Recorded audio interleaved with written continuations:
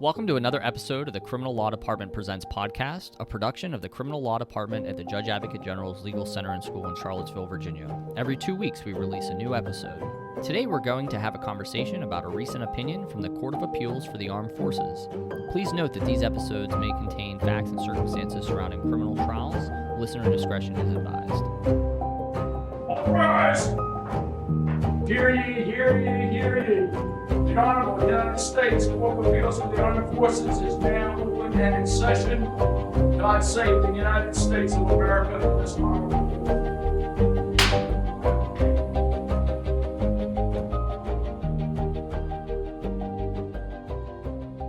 Welcome to another episode of Criminal Law Presents Podcasts. My name is Major James Barrett, and today, for those of you listening, we have a record-setting podcast for everybody. We have a total of 6 people on this podcast today. Joining us is a bunch of juggernauts in the Criminal Law Department, and we also have Dustin Morgan joining us. Today we've got J.P. Turner, Major from the United States Marine Corps, active duty. We also have Major Annie Freeby, active duty Air Force. We also have Captain Coral Pagan joining us from the Army Reserves. We also have first-time podcaster here, Joe Mormon from the Criminal Law Department, and as previously said, we have Dustin Morgan.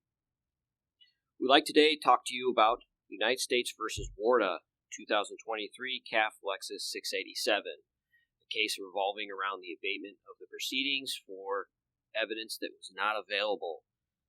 Major Turner, want to go ahead and start us off with some basic facts of how we got here? Yes.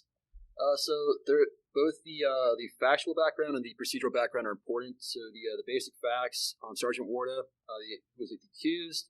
He met the victim, MB, on Facebook in 2012. MB is not a U.S. citizen. She was a female living in the country of Jordan. So in 2015, he travels to Jordan, asks for permission to get married, and they get married in December of 2015.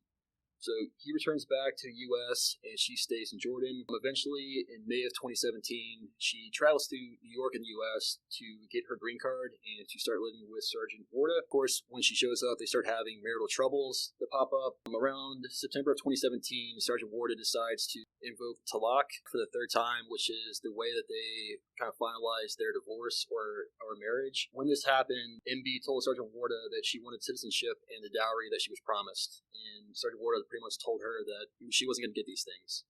And in response, MB told her, "You will see what I'm going to do and you will regret it." In October of 2017, she reported to civilian law enforcement that Sergeant Warda had forced her to have sex, including an incident in August of 2017, which was the background of the rape charge, which he was ultimately convicted of. And when he was ultimately convicted, what was his, do you have a sentence handy? I believe the sentence was 7 years of confinement, dishonorable discharge, and reduction E1. Okay. So, fast forward, in April 2018, the divorce is officially finalized. In May of 2019, MB's initial green card expires. However, she's still able to stay living in the United States. She gets a job working for a nonprofit that helps provide immigration services and is able to freely travel to and from Jordan back to the United States. And this immigration issue, that becomes central part of this case, which is why we're here today, right? That becomes the central part of the case. At trial, the government's main evidence was the testimony of MB. There were no eyewitnesses, no medical evidence, no law enforcement reports or testimony in evidence, or no forensic exams such as a sexual assault forensic exam. So the credibility of MB was a central issue of importance in the case. And why did the defense counsel want her immigration records in this case? Yep, so the defense counsel submitted a discovery request for MB's immigration status. They wanted that because it was key to their theory of the case, which is that her immigration status provided a motive to fabricate the offenses. Okay, and so by alleging what she's alleged against Sergeant Warda, she's then benefited in the immigration system, and so the defense is now arguing that that's her bias motive to fabricate why she's bringing forth these allegations against him. That's correct. Defense filed their first specific discovery request for the immigration status files, and then they followed it up with a supplemental request for the I-918 Supplement B certification. That is a certification that provides protections and benefits for immigrants who are the victim of domestic violence or sexual assault offenses. Okay, and so the government ultimately subpoenas these records, right? Yes. The immigration system, they gleefully complied? Nope. So a subpoena was sent to the Department of Homeland Security and USCIS. They denied the initial subpoena and stated they can only release those records with either the consent of the person involved or if it met a Privacy Act exception. And in fact, they even went further and said, we're not even going to say these records exist, and even if they did exist, we're not going to comply with the subpoena, even if the military judge ordered us to. Yep, that's correct. Playing some hardball. Yes.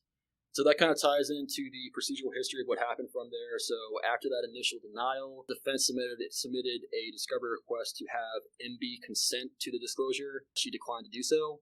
From there, defense filed a motion to dismiss the charges, to prevent MB from testifying, or to abate the proceedings until the requested documentation was provided. And ultimately, the military judge denies all those motions. And what is the military judge's remedy in this case for the defense for not being able to have access to those records? Yep. So the judge denies the motions, and he says that he will give substantial leeway on cross-examination of MB during trial. Okay, and that did in fact happen. Yeah, it did in fact happen. At trial, during direct examination, MB said, words to the effect of, if she did not marry Sergeant Warda, she would never have moved to the United States. At that point, defense raised a 914 Jinx Act motion for any statements of the witness in possession of the United States. Judge again denied that request from defense. So at trial, defense was able to ask questions on cross-examination. They asked variations of questions about whether there was any immigration rule that allows you to apply for a green card without your husband if you are the victim of abuse. MB kept kind of avoiding that question and saying, I'm not an expert, I don't know. So defense was kind of cut off from being able to get into that at trial, the trial level. And we're in CAAF now because Sergeant Warda actually was convicted. That's correct. Yes. Okay. So, great rundown of the facts, Major Turner. Major Freebie, what was the framework that CAAF looked at this problem with? CAAF reviews the military judge's failure to obey the proceedings by an abuse of discretion standard, which basically means that they found that the findings of facts are clearly erroneous, the court's decision is influenced by an erroneous view of the law, or the military judge's decision on the issue at hand is outside the range of choices reasonably arising from the applicable facts and law. Great. Thank you. Major Moore, anything to add? No, that's a good rundown. Awesome. All right. Now, to talk about how we analyze this issue, we're going to go to our resident reservist, Captain Coral Pagan. Captain Pagan, what do you have for us? So in the analysis section, CAAF starts by talking about a moving party under RCM 703 must show that what is being requested actually exists. And although the trial judge here concluded that the appellant had failed to meet his burden, that the requested records existed, CAAF disagreed. They stated that there was ample evidence that this A file, the alien file of MB, existed. And they cite, for example, that she had traveled to New York in May 2017 to get a green card, as Major Turner stated. Her green card had expired in May 2019, and by the time of trial, which was in September 2020, she had actually already gone to Jordan a couple times to visit her family, and she was a college student and employed in the U.S. So CAAF decided that the trial judge's conclusion that the defense had failed to establish that documentation of MB's immigration status existed was actually outside the range of choices reasonably arising from the applicable laws in fact. And not to interrupt you, but Major Mormon, I think this is kind of a lesson for the field here, right? A lot of broad terms being used. Do you have any comment on maybe how to avoid some of these similar issues?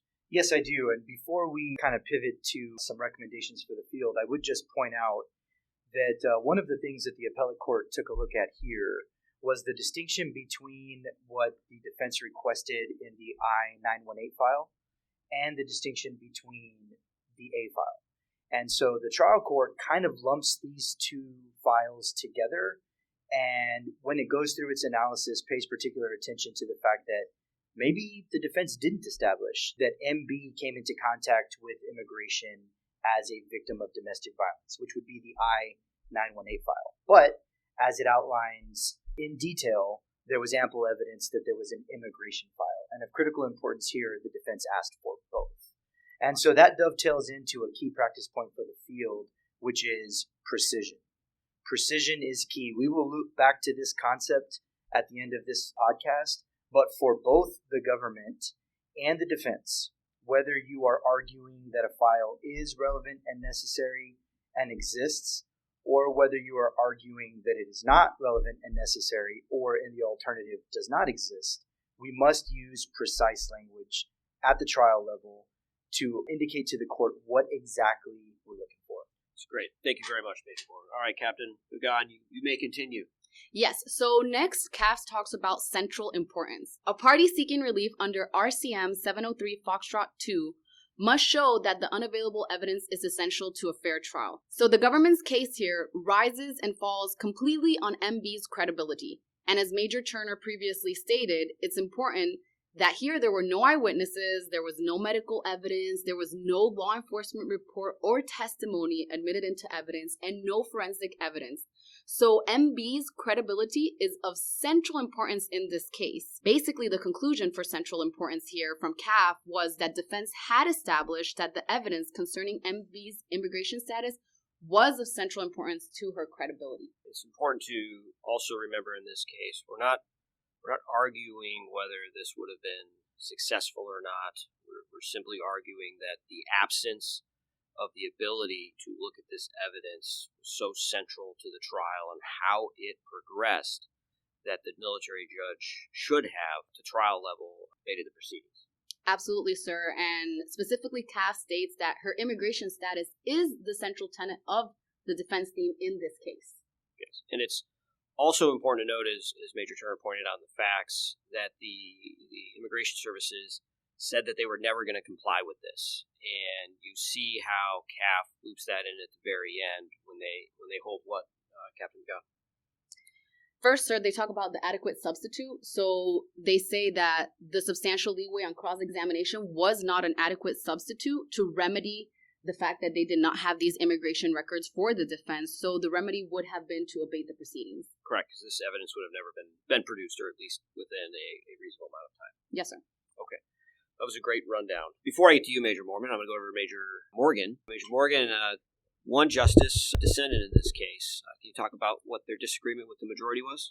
Yeah, so before we get there, I think it's important to talk about where we are. So we're in the rules for court-martial, right? We're not in the rules of evidence. We're not in the actual statute itself. So these are the rules by which you play the game when it comes to establishing a court-martial from start to ending. So when we talk about RCM 703 and why Major Mormon is here, this is his area of expertise, we're in discovery. So in 703, this is evidence that's not typically within the control of the prosecutor, within the control of the government, that they have to go out and seek. And you saw that here through the ordering of the subpoena and through the ordering of the court order, and ultimately immigration services not complying with that. So a unique kind of aspect for those that don't practice military justice regularly. Our defense counsel don't have subpoena power. They don't have the ability to go out and get records on their own. They're entirely dependent on the government. And their failure to do so here is why we're talking about an abatement. So Judge Maggs, in writing the dissent, disagrees with that last assertion that Captain Pagan just talked about, the central importance to the case. So basically, was cross-examination a good enough substitute for these immigration records?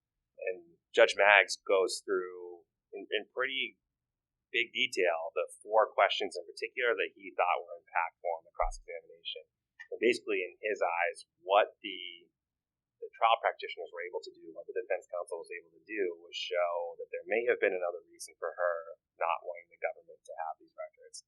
They were able to ferret out that bias, ferret out things that would call into question her credibility when determining whether or not she was being truthful to the fact finder, which is ultimately, as Captain Pagan said, the ultimate goal here for the defense counsel, because all you have is her testimony as the government. So he says the cross-examination was sufficient. It was an adequate substitute because they failed to meet that prong. The judge did not abuse his discretion. And that's important here. It's not that he's saying that was in and of itself adequate. He's saying the judge did not abuse his discretion in reaching that ultimate determination. And that plays perfectly into the final discussion here is the tips for the field here. And that's why I think we can all agree that the remedy in this case is pretty drastic. You don't see it too often. This is the 1 in 100 cases where you see something truly get abated under 703F, or the rules for court-martial. And if you're a defense counsel or if you're government counsel fighting against it, particularly from the defense side, is you have to be precise. You have to tell the judge why this has such a material effect on your case. And that may cause you to have to articulate to the judge cross-examination, how the fact finder may perceive the answers to that cross-examination, and why those relate to either the elements of the offense, a defense to the offense, and then potentially, ultimately, it was crucial in this case, the credibility of a witness. And if you don't articulate that appropriately, judge isn't going to rule for you, one, and two, your defense appellate counsel is going to be hamstrung as they try to fight that judge's ruling when couldn't put on the record or articulate your basis for all of that. And Major Mormon, do you have something to add to some other practice tips? I know we talked about being precise, using precise language, but any final tips for the field on this? Yeah, before we move off of precision with facts, I just want to dovetail back to that concept. And I would be remiss if I did not mention that none of us here were at the trial level, so we are limited to our review of the appellate record. That being said, based on what we've read... And you're making my point for me with that comment. Exactly. So with precision, and Warda in particular, I would like to point out that the court, a number of times throughout its opinion, makes reference to the fact that the government conceded relevance and necessity. Now, I'm not here to tell you whether they should or should not have done that. I think a reasonable person reviewing this opinion would arrive to the same conclusion. But what I would point out is that the government conceded relevance to the broad request for immigration files generally. So whether or not that was a good strategic decision or whether or not that was lawful, the practice point is that we should be very, very precise in what we're agreeing is relevant and necessary or what we're asking for if we're the defense. And so that drove a significant portion of the court's analysis because rather than perhaps a review over what was and was not relevant and necessary, we had an agreement between the parties at the trial level for a very broad cross-section of documents, potentially. So that dovetails back to our precision language regarding the facts. Now, regarding the rules, as we can see from the appellate opinion, there was some misunderstanding between the applicability of RCM 701 and RCM 703. That's a great point, Major Moore. And even at the trial level, the judge conflated his ruling when discussing whether or not the defense met their burden between those rules. And the court very quickly pointed out, without giving an opinion on the ruling as it relates to RCM 701, the court simply pointed out that the judge at the trial level failed to issue findings of fact and conclusions of law with respect to RCM 703. So this brings us back to our point. We've got to be precise as trial practitioners, not only with our application of the facts, but also as they relate to the various rules that are implicated. Awesome. Thank you. That concludes our analysis of United States v. Warda. But before we go, just a little bit from our guest hosts, just kind of why they're here at the grad course. A lot of people think that the grad course here at the TJAGLIX is only for Army personnel, but as you can tell, active duty Army personnel, but as you can tell, if you were here looking around the table, you would see that's not true. Major J.P. Turner, go ahead and tell us a little bit about yourself, your background, how you ended up here. Yep, so I come from a long history of judge advocates. So my dad was a JAG for the Navy, graduated Naval Justice School back in 1989, so kind of runs in the family. I decided to join the Marine Corps and won up my dad by joining the Marine Corps, not the Navy. In 2016, from there, I was a trial counsel out at Marine Corps Base Hawaii, and then assistant senior defense counsel at Marine Corps Base Camp Pendleton. For the Marines, we go on a screening board, and a few of us are selected to come to the grad course every year. I was lucky enough to be selected and go through the grad course, and it's been an amazing time so far. And the Marines, they send you for a specific specialty, correct? Yep, so we have a different specialty. So we have a 4409, which is the military justice specialty. There's also a 4405 for operational law and a 4417 for cyber law. I'm on the military justice track. Awesome. Well, thank you for being here. It's awesome to have you. Major Freebie, you're at the Air Force. How'd you end up here at the Army school? It seemed like a good idea. I joined the Air Force in 2017. Our assignments are a little different than the Army in that we are expected to be jacks of all trades in our first assignment. One of the things I got to do at my first assignment was be trial counsel. So I was trial counsel at Anderson Air Force Base, Guam. And then I was a Chief of Justice at Peterson, then Air Force Base, now Space Force Base. And then I was a defense counsel at Barksdale, and while there, I applied to the grad course and was accepted. And now I'm specializing in military justice. Awesome. Thank you. Have you enjoyed it so far? Yes. Is the Army what all of you expected? It's better. We'll take it. And then we have a reservist here, Captain Coral Pagan. A lot of people think this is merely for active duty. Major Turner, Major Freeby are both active duty. But you're a reservist. And what was your path to the grad course here? Yes, sir. So in 2017, I actually joined the JAG Corps on active duty. During my time on active duty, I was 2 years in Korea, 2 years in Germany, and 1 year in Honduras. I got out and decided to go back to live in Puerto Rico as a reservist, but always had the grad course in my mind because I always wanted to do it. And a couple of years ago, they actually opened up 2 slots in the grad course here for 2 reservists to come attend. And this year, unfortunately, they had funding only for 1, but fortunately, I was able to be here. As a reservist, just so you know, there is a Judge Advocate Officer Advanced course. That is the equivalent of the grad course, but for the reservists. And it has 2 phases. One phase, which is completely online, and then the second phase, which you come here in December for 2 weeks, and that is considered that you're educationally qualified to move from the rank of captain to major. And that's how I'm here, sir. And I have very much enjoyed my time here at the grad course, and I'm super happy to be here, sir. Awesome. Well, it's been fun to have everybody. Major Mormon, thank you for your first podcast. We'll get you out here. And for those of you listening out on the airwaves, we always thank you for listening. Go ahead and email us with any comments or suggestions. But with that, we'll wrap this one up. So thank you very much, and everybody have a great day.